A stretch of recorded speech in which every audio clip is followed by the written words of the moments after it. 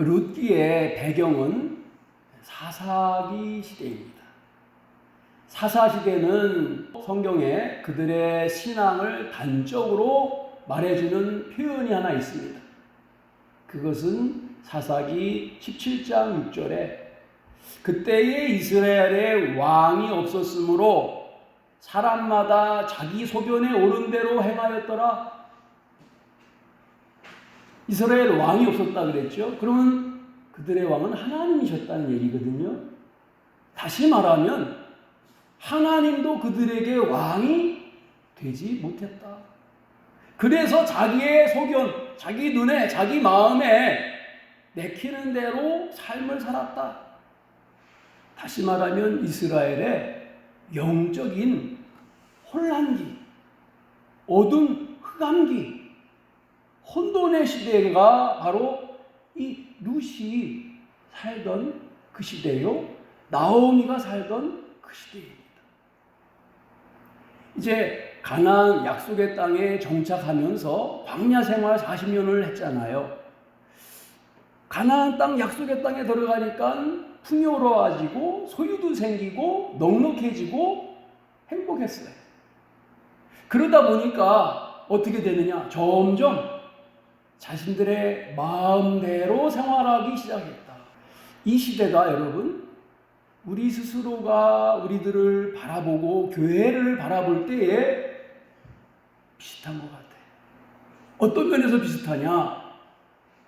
자기의 소견에 좋은 대로 신앙생활을 하는, 언제부터인가 그러한 신앙의 모습들이 많아지게 됐어요.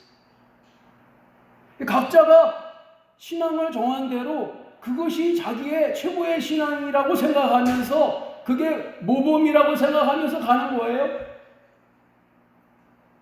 물질적 풍요는 있는데 영적으로는 혼란기 맞이해서 사사시대의 비슷한 형상을 우리 신앙 속에서, 주변 신앙 속에서 보고 있다. 그렇게 보여져요. 오늘 우리는 나오미의 가정을 통해서 우리의 이 신앙의 혼란기 속에서 나오미는 신앙의 바른 방향을 발견하고 다시 자신의 하나님께로 돌아오게 되거든요. 이 삶을 통하여서 우리도 우리의 삶 가운데에서 발견해야 될 우리의 갈 길이 무엇인지를 찾고, 또한 가장 중요한 것이 무엇인지를 이 혼란의 세대 속에서 잃지 않는, 내 가야 할 길을 분명하게 제시받는 축복의 시간이 되기를 축복합니다. 나오미는 엘리멜렉이라는 사람의 부인의 이름이에요. 그러니까 엘리멜렉과 나오미와 두 아들이 베들레헴에 살았습니다. 베들레헴은 예수님이 태어나신 곳이기도 하지만 베들레헴의 뜻은 떡집이라는 뜻이에요. 떡집이면은 풍성하고 먹을 것이 많고 넉넉한 행복한 곳 아니에요? 그런데 베들레헴에 살던 이 가정이 흉년이 들어가지고 배고프게 되었어요. 그런데 이 엘리멜렉과 나오미가 흉년이 들자 모든 것들을 정리해가지고 이민을 가요. 어디로 이민을 가냐? 모압이라는 곳으로, 다른 나라예요. 모압이라는 곳으로 아예 네 식구가 이민을 갑니다. 풍부하였던 이 떡집이라고 말하는 베들레헴, 이곳에서 영적인 흉년을 맞이하게 되는 거예요. 이 사람들이 가난했느냐? 아니에요. 나중에 나오는데 그들은 풍요로웠어요. 그래서 이 모압 땅으로 이민을 가게 되는데, 이 베들레헴이 왜 자신들이 떠나야 할 곳이라고 생각됐느냐? 하나님의 임재가 없고 감사가 없고 삶의 사람들 속에 영적인 기갈함이 있었기 때문에 떠나게 되는 것입니다. 제가 군목 시절 때에 추수감사주일이 됐어요. 그래서 우리 집사님들이 병사들에게 줄 떡을 한 봉지씩 이렇게 쌌어요. 참기름을 묻혀가지고 절편을 담아서 병사 하나씩, 한 사람씩 주는 거예요. 근데 예배를 다 마치고 돌아간 빈자리를 보니까 그 정성스럽게 맛있게 만든 떡이 의자 위에, 저 바닥에, 심지어는 쓰레기통 근처에 막 버려져 있어요. 그래서 우리 집사님들이 그것을 보고서 너무 마음 아파한 거예요. 아니, 이 귀한 음식을 왜 이렇게 버렸을까요? 제가 떠오르는 생각이 있는 거예요. 이 젊은이들은 지금 떡을 좋아하는 시대가 아니에요. 뭘 좋아하느냐? 피자, 치킨, 뭐 이런 걸 좋아하는데, 아니, 주려면 피자를 주지 무슨 떡을 주냐 말이지. 그것도 절편을, 그러니까 너나 먹으라 무슨 놔두고 간 거예요. 반항의 일종에. 여러분, 그 당시에 집사님들은 어려운 시대를 살았기 때문에 그 떡이라는 너무나 귀한 음식이었어요. 근데 그걸 버리고 가니까 마음 굉장히 아파했어요. 아무리 귀중한 음식도 받아 먹는 사람이 귀중함을 모르면은 쓰레기처럼 취급되는 거예요. 우리가 세상에 주고 싶어 하는 예수의 생명, 생명의 떡, 하늘나라의 양식, 하늘의 소망, 미래와 비전, 이런 것들이 전달을 해도 받는 사람이 나는 피자를 원하는데, 나는 닭다리를 원하는데, 그러면 그것은 무가치한 쓰레기통으로 들어가게 될 수 있는 거예요. 뭐로도 예수의 이름도, 예수의 능력도. 갈급해야 하는 사람이 가치를 알아야 가치 있는 생명이 됩니다. 엘리멜렉과 나오미는 영적인 기근기를 맞이해서 먹을 것을 찾아서 이민을 갑니다. 더 풍성한 먹을 것, 더 안전한 것, 더 평안한 것을 누리기 위해서요. 그런데 막상 가보니까 남편 엘리멜렉은 죽고 두 아들은 죽고 나오미 부인과 며느리 둘만 남았어요. 그렇죠? 세 명이 다 홀로 된 여인들이에요. 이것이 엘리멜렉 가정이 꿈을 갖고 이민을 갔던 10년의 삶의 결산이에요. 하나님은 이 모압 사람들을 싫어하셨어요. 그래서 출애굽에 보면은 40년 동안 살면서 모압 사람들이 이스라엘 백성들에게 와서 남자들을 그들의 제사에 초대를 합니다. 근데 그들의 제사는 굉장히 음란한 제사였어요. 제사 자체가 혼음이 있었어요. 그러니까 이스라엘 백성들이 거룩하게 찬송하다가 막 희한한 일이 벌어지니까 거기에 다 넘어가가지고 하나님이 연병을 보내셔서 하루에 24,000명이 죽임을 당했어요. 그리고 말씀하시기를 절대 모압 사람, 이방 사람들과 결혼하지 말아라. 우상 숭배의 음란한 백성이기 때문에 너희들을 그렇게 만들 것이다. 그 당사자 민족이 모압이란 말이에요. 그 나라로 이민을 간 거예요. 왜? 그들의 누리는 풍요가 좋았다고. 그곳에는 기근이 없었던 것처럼 생각이 된 거예요. 그래서 기근이 있는 베들레헴을 버리고 물질의 풍요를 따라가지고 거기를 간 거예요. 그런데 영적인 기근이 오면은 하나님의 말씀의 고갈이 와요. 말씀의 고갈이 오면은 영적으로 굉장히 갈급해지는데 또 육신적으로 물질을 따라서 또 갈증을 내요. 왜? 말씀의 위로를 받지 못하니까. 하나님의 성령으로 체험을 받지 못하면은 육신은 본능적으로 물질의 풍요와 안정을 추구합니다. 불안하니까. 하나님의 평안이 없으니까. 그러니까 하나님의 평강이 없으면 사람은 본능적으로 평강을 찾는 대체로 물질을 추구하게 돼 있어요. 성공을 추구하게 돼 있고 무언가 안정을 추구하게 돼 있어요. 그래서 하나님이 주시는 안정이 아니라 내가 만드는 평화, 내가 만드는 풍성함, 넉넉함, 이것을 의지하게 돼 있어요. 바로 엘리멜렉의 가정이 더 안정적인 풍요로움을 찾아서 모압을 선택한 거예요.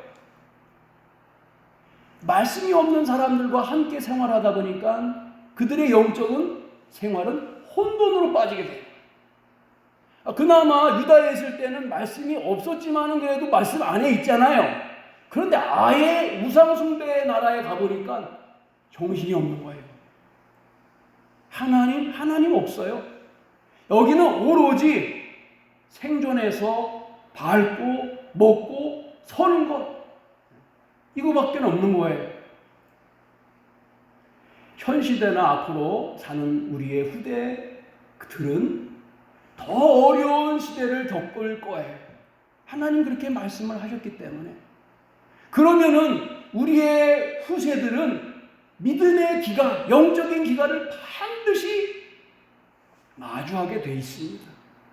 그래서 신앙을 바로 정립하지 못하면 다 이 세상이 전부이고 이 세상의 가치를 따라가다가 살다가 예수, 영생, 생명을 상실하고 세상으로 빠져갈 수밖에 없어요. 이것은 예언할 수가 있는 바입니다.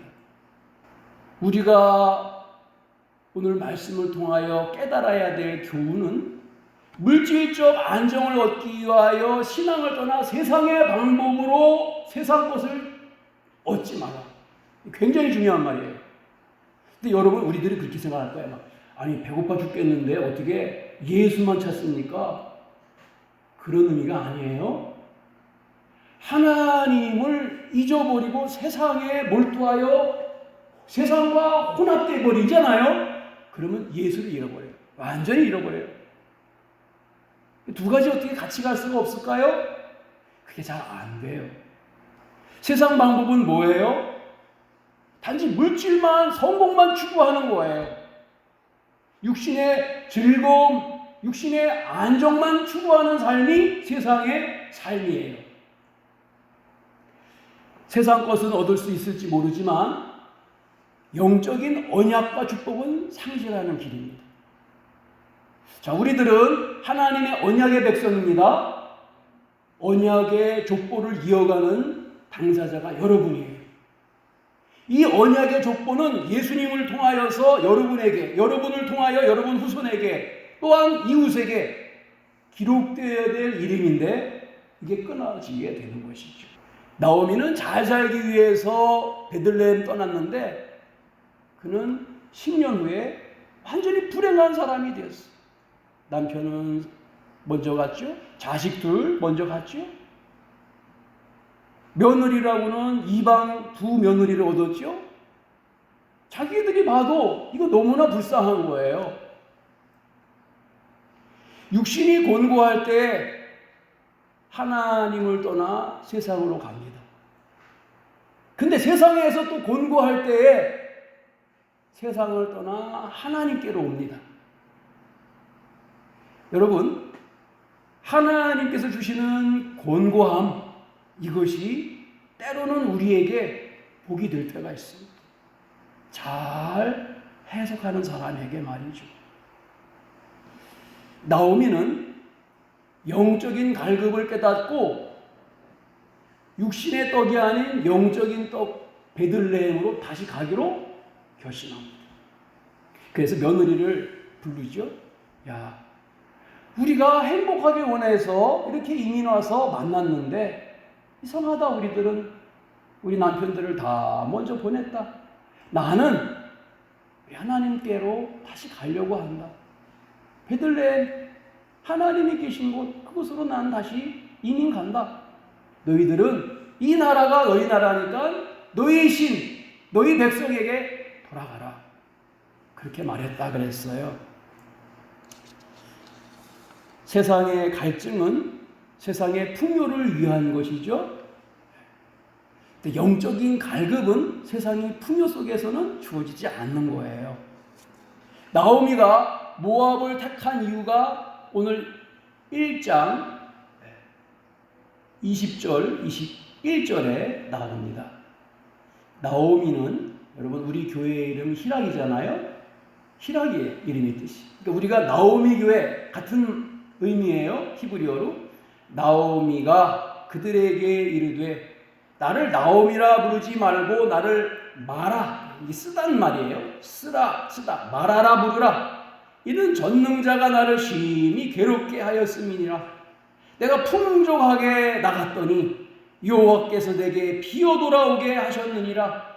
여호와께서 나를 징벌하셨고 전능자가 나를 괴롭게 하셨거늘 너희가 어찌 나를 나옴이라 부르느냐 하니라. 어찌 내게 희락이 없는데, 내게 쓴 것밖에 없는데 내 이름 내가 개명해야 되겠다 말하러, 이런 뜻이에요. 근데 여러분 여기서 21절에 나오는 것처럼 내가 풍족해 여기를 떠났다. 가난해서 먹을 것 찾으러 간 사람이 아니에요. 보니까 아주 잘 살았어요. 그런데 모압을 선택한 것은 더 잘 살기 위해서 세상을 선택하였던 것을 알 수가 있어요. 약간 힘들 때에 더 풍요로움을 위하여 세상을 선택하는 것, 이게 남는 게 아니라는 것을 말해주는 거예요. 어려워도 영적인 샘물이 있는 그곳에 있어라. 하나님의 말씀이 공급되어서 내 영혼을 살릴 수 있는 그 자리에 머무는 것이 내 가정과 내 영혼을 지키는 길이다. 이것을 몰랐어. 10년이 지난 다음에 다 잃고 난 다음에 깨달은 거예요. 여호와께서 자신을 징벌했다 이렇게 표현해요. 나를 여호와께서 괴롭히셨다. 뭐 이유가 있을 거 아니에요. 지금 나오미 마음에 지금 찔리는 거예요. 영적으로. 왜 우상의 도성에 갔을까? 왜 음란의 도시로 갔을까? 왜 그러한 나라에서 성공을, 풍요로움을 누리려 했을까? 후회되는 거예요. 사랑하는 여러분, 우리는 지금 나오미가 뭘 갈급해야 하는지 알 수 있을 것 같아요. 돈이 아니에요. 건강도 아니에요. 행복도 아니에요. 하나님의 목마른 거예요. 하나님, 내가 10년 지나고 나니까 내 신앙 다 잃어버리고 행복하길 원하였던 내 자녀들, 내 남편 다 잃어버리고 내가 마라가 됐습니다. 마라. 내 이름은 희락으로 살기로 지어줬는데 내 인생이 마라입니다. 마라는 쓰다. 아주 쓰다. 사랑하는 여러분, 이것은 영적 갈급이에요. 돈이 없는 갈급이 아니라 영적 갈급. 이 영적 갈급에 해답을 줄 수 있는 것은 오직 예수 그리스도인 줄 믿습니다. 이게 중요한 거예요. 그 가치를 부여할 때는 몰랐어요. 세상을 바라보며 부러워할 때는 몰랐어요. 근데 그 모든 것들을 다 상실하고 나니까 그제서야 아는 것이, 그것이 중요했는데. 예수님은 상한 심령을 치유하시고 낙심한 사람에게 용기를 주시고 갈 길이 막막해서 길을 모르는 사람에게 길을 제시하시는 분이죠. 모압에 살던 두 며느리와 작별할 시간입니다. 그때 큰 며느리는 알겠습니다, 어머니, 여기 남겠습니다. 그러는데 둘째 며느리 룻은 오늘 성경에서 읽은 것처럼 어머니, 저는 어머니 따라서 가겠습니다. 어머니의 백성이 내 백성이고 어머니의 하나님이 이제 내 하나님입니다. 이 사람이 신앙이 없잖아요. 그죠? 하나님 안 믿잖아요. 그런데 마음속에 나오미의 어머니의 신앙의 영향이 있었던 것이에요. 갈급함이 이 여인에게 있었던 거예요. 16절에 시작. 룻이 이르되 내게 어머니를 떠나며 어머니를 따르지 말고 돌아가라. 강권하지 마옵소서. 어머니께서 가시는 곳에 나도 가고 어머니께서 머무시는 곳에 나도 머물겠나이다. 어머니의 백성이 나의 백성이 되고 어머니의 하나님이 나의 하나님이 되시리니. 아멘. 자, 여러분, 모압을 선택했던 나오미가 룻을 통하여서 도전받아요. 베들레헴을 선택한 룻이 여러분 어떻게 바뀌나 인생이. 룻이나 나오미나 지금 진짜 아무것도 없는 거예요. 남편도 없고 자녀도 없고 다 죽었어요, 남자는. 그런데 룻이 하나님 나라, 하나님의 신앙, 예수 신앙을 선택함으로 인하여서 룻은 그의 인생이 180도로 바뀝니다. 첫 번째 며느리는 어떻게 살다 갔는지 성경에 나오지도 않고 알 필요도 없어요. 두 번째 며느리 룻은 다윗의 증조모가 됩니다. 다윗의 증조모. 예수님의 계보에 이방 여인이 두 사람이 나오는데 기생 라합과 이 여인 룻이 나와요. 대단한 영광인 거예요. 신앙의 길을 선택한 이 여인이 인생이 완전히 바뀌어져 가지고 구원의 백성이 되고 구원의 계보를 잇는데 예수님의 족보에 들어가는 증조모가 된다는 사실. 이것이 이 시대의 갈급 속에서 우리가 꼭 지켜야 될 영적인 길, 신앙의 길, 구원의 길인 줄 믿습니다. 천국이 있다고 믿는다면. 나오미는 모압을 향해 풍요로움 쫓아가 이사 갔지만 이제 돌아갈 때에는 풍요로움이 아니라 하나님의 동행, 하나님 안에서의 풍요로움을 선택하고 돌아갑니다. 영적인 풍요로움이 인생에 살아갈 이유가 될 때 인생은 바뀝니다. 사랑하는 여러분, 세상 사람들을 보면서 자랑하는 거, 놀러 가는 거, 먹는 거, TV에 나오는 거 보면 우리도 저렇게 됐으면 좋겠다. 이거 인간 마음이에요.